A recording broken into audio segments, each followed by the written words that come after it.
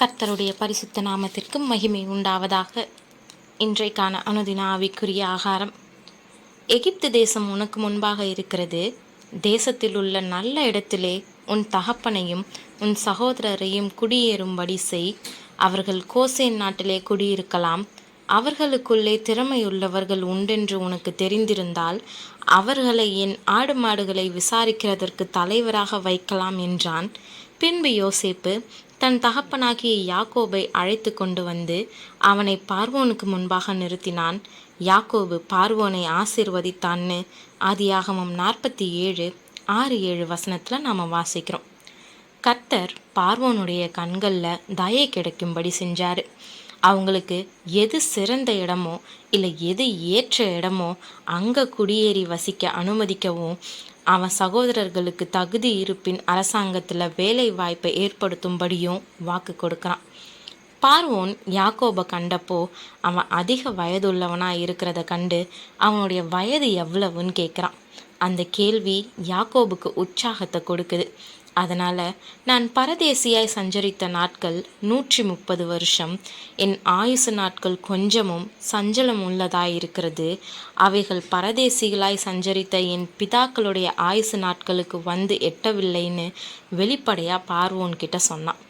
எகிப்து நாட்டின் தலைவன் கடவுளை போல மதிக்கப்படுபவன்.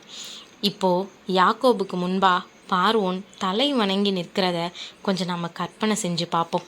இது எத்தனை ஆச்சரியம் இல்லையா? எல்லாம் தேவாதி தேவனுடைய ஆசீர்வாதம். ஆமாம், யாக்கோபு ஆசீர்வதிக்கப்பட்டவன். அவனிடத்துல ஆசீர்வாதம் வாங்கிறது கர்த்தருடைய ஆசீர்வாதத்தை வாங்கிறதுக்கு சமமாக பார்க்கப்பட்டுச்சு. அடுத்ததா குடும்பம் முழுவதையும் குடியமர்த்தக்கூடிய பணியை யோசேப்பு செஞ்சான். 70 பேருன்றது சின்ன எண்ணிக்கை போல தெரிஞ்சாலும் அவங்க ஆடுகளும் மாடுகளும் அதிகமாக இருந்ததால் அது சாதாரண வேலையாக இல்லை. பார்வோன் கட்டளையிட்டபடியே யோசேப்பு தன்னுடைய தகப்பனுக்கும் தன் சகோதரனுக்கும் எகிப்து தேசத்திலே நல்ல நாடாகிய ராமசேஸ் என்னும் நாட்டிலே சுதந்திரம் கொடுத்து அவர்களை குடியேற்றினான். யோசேப்பு தன் தகப்பனையும் தன் சகோதரரையும் தன் தகப்பனுடைய குடும்பத்தார் அனைவரையும் அவரவர்கள் குடும்பத்திற்கு தக்கதாய் ஆகாரம் கொடுத்து ஆதரித்து வந்தான்னு 11-12 நாம் வாசிக்கிறோம். ஆபிரகாம், ஈசாக்கு மற்றும் யாக்கோபுக்கு இல்லாத ஆசீர்வாதம் யோசேப்புக்கு இருந்துச்சு. ஆமாம், அவங்க எல்லாரும் பரதேசிகளாக ஆங்காங்கே இடம்பெயர்ந்து அலைஞ்சு திரிஞ்சாங்க. ஆனால் யோசேப்பு மூலயமா இப்போது முழு குடும்பமும் ஒரு இடத்துல குடியேறி தங்கும்படியான ஆசீர்வாதத்தை பெற்றாங்க. அவங்களுக்கு தங்க இடமும் அவங்க முழு குடும்பத்துக்கும் ஆகாரமும் கால்நடைகளுக்கு தீவனமும் கொடுக்கப்பட்டு பராமரிக்கப்பட்டாங்க. தேவன் தம்முடைய ஜனத்தை எகிப்தின் ஜனத்தை காட்டிலும் விசேஷமாக போஷித்தாருன்றத இந்த பகுதி நமக்கு அழகாக விளக்குது. பஞ்சத்தை பற்றிய யோசேப்பின் கணிப்பு மிகவும் துல்லியமாக இருந்துச்சு. எகிப்தை பஞ்சத்தால் அழிச்சிடாமல் காப்பாற்றக்கூடிய அவனுடைய திட்டம் புத்திசாலித்தனமானது. பஞ்சம் மிகவும் கொடிதாயிருந்தது. தேசமெங்கும் ஆகாரம் கிடையாமற் போயிற்று. எகிப்து தேசமும் கானான் தேசமும் பஞ்சத்தினாலே மெலிந்து போயிற்று. யோசேப்பு எகிப்து தேசத்திலும் கானான் தேசத்திலும் உள்ள பணத்தை எல்லாம் தானியம் கொண்டவர்களிடத்தில் வாங்கி அதை பார்வோன் அரண்மனையிலே கொண்டு போய் சேர்த்தான்னு நாம் வாசிக்கிறோம். யோசேப்பு புத்திசாலித்தனமாக 7 ஆண்டுகளுக்கு தேவையான தானியங்களை சேமித்து வைக்கிறான். அனைவருக்கும் தேவையான தானியம் கிடைச்சிது. யோசேப்பு தானிய களஞ்சியங்களை தன்னுடைய கட்டுப்பாட்டில் வச்சுருந்ததுனால எந்த தவறும் நடைபெறலை.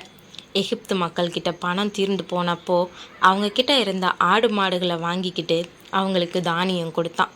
அவன் எதையும் தனக்காக செய்யாமல் அரசாங்கத்தை சரியாக நிர்வகித்தான். பார்வோனுடைய கஜானா நிரம்புச்சு. பஞ்ச காலத்தில் யோசேப்பை தன்னுடைய முக்கிய நிர்வாகியாக நியமித்ததில் பார்வோன் சரியான முடிவு எடுத்திருந்தான். பணம் செலவழிந்து ஆடு மாடுகள் விற்கப்பட்டுடுச்சு. பஞ்சம் இன்னும் தீவிரமாக இருந்துச்சு. யோசேப்பின் வேலையும் மிகவும் சவாலுக்குரியதாக இருந்தது. ஆனால் அவைகளை அவன் ஞானமாக கையாண்டான். எகிப்தியர் தங்களுக்கு பஞ்சம் மேலிட்டபடியால் அவரவர் தங்கள் வயல் நிலங்களை விற்றார்கள். யோசேப்பு எகிப்தின் நிலங்கள் யாவையும் பார்வோனுக்காக கொண்டான். இவ்விதமாய் அந்த பூமி பார்வோனுடையதாயிற்று. ஆனால் இஸ்ரவேலர் எகிப்து தேசத்தில் உள்ள கோசேன் நாட்டிலே குடியிருந்தார்கள். அங்கே நிலங்களை கையாட்சி செய்து மிகவும் பலுகி பெருகினார்கள்னு 27வது வசனத்தில் நாம் வாசிக்கிறோம். பிரியமானவர்களே, எகிப்து தேசம் முழுவதும் பஞ்சத்தில் தத்தளிச்சாங்க. எகிப்து மக்கள் ஒவ்வொரு முறையும் யோசேப்பு கிட்ட முறையிட்டாங்க. அவங்களுக்கு கொடுக்கப்பட்ட தானியத்துக்காக அவங்க சரியான ஈட்டு பொருளை பார்வோனுக்கு கொடுத்தாங்க. பார்வோன் இப்போ எகிப்தின் முழு நிலத்தையும் சொந்தமாக்கி இருந்தான். அதை பொறுப்பாக செஞ்ச யோசேப்பும் தனக்குன்னு லாபம் ஈட்டக்கூடிய எண்ணம் இல்லாமல் செஞ்சான். அவனுடைய ஞானத்தினால உணவு வாங்கிறதுக்காக தான்கிட்ட திரண்டிருந்த மக்களை குடியமர்த்துறதுக்காக நகரங்களை கட்ட தொடங்கினான். அந்த தேசத்து ஆசாரியர்கள் தவிர மற்றவங்களுக்கு சொந்த வீடு இல்லை நிலம் இல்லாமல் போச்சு. அவங்கக்கிட்ட இருந்த பணம், ஆடு மாடு எல்லாமே இப்போ இல்லாமல் போயிடுச்சு. ஆனால் இஸ்ரவேல் மக்கள் மட்டும் நிலங்களை கையாட்சி செஞ்சு சுபிட்சமாக வாழ்ந்தாங்கன்னு வாசிக்கும் போதே தேவன் தம்முடைய ஜனத்தை எப்படி நடத்தி இருக்கிறாருன்னு நம்மளால் உணர முடியுது. சிங்கக்குட்டிகள் தாழ்ச்சி அடைந்து பட்டினியாக இருக்கும் அவரை தேடுகிறவர்களுக்கோ ஒரு நன்மையும் குறைவுபடாதுன்றதை நாம் இன்னைக்கு அறிஞ்சிருக்கிறோம். நம்மளுடைய விசுவாசத்தை இந்த வார்த்தைகள் இன்னும் ஆழப்படுத்தட்டும். தேவன் தாமே கிருபையும் தயையும் செய்வாராக. ஆமீன்.